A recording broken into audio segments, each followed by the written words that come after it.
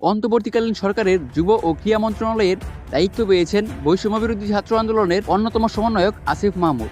শুক্রবার মন্ত্রিপরিষদ বিভাগ থেকে জারি করা এক প্রজ্ঞাপনে এই তথ্য জানানো হয়।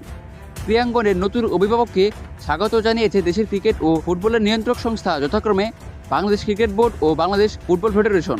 অন্তর্বর্তীকালীন সরকারের ক্রীড়া উপদেষ্টা হিসেবে নিযুক্ত আসিফ মাহমুদকে অভিনন্দন জানিয়ে নিজেদের ওয়েবসাইটে বিবৃতি দিয়েছেন বিসিবি। অভিনন্দন বার্তায় বিসিবি লিখেছে, বিসিবি বিশ্বাস করে যে ক্রীড়াঙ্গনের অগ্রগতিতে জনাব ভূঁইয়ার একাগ্রতা এবং প্রতিশ্রুতি তার নতুন ভূমিকাকে অন্যান্য নেতৃত্ব এবং সঠিক দিক নির্দেশনা দেবে।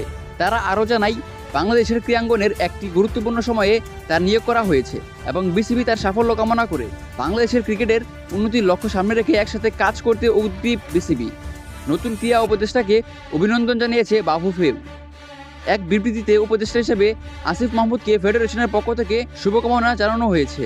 উল্লেখ্য, সাবেক প্রধানমন্ত্রী শেখ হাসিনার সরকারের যুব ও ক্রীড়া মন্ত্রণালয়ের দায়িত্বে ছিলেন বিসিবি সভাপতি নাজমুল হাসান পাপন। সরকার পতনের পর এখনও পাপনের অবস্থান সম্পর্কে নিশ্চিত কিছু জানা যায়নি। এর মধ্যে যুব ও ক্রীড়া মন্ত্রণালয়ের পাপনের জায়গা নিলেন ছাত্র আন্দোলনের অন্যতম সমন্বয়ক আসিফ।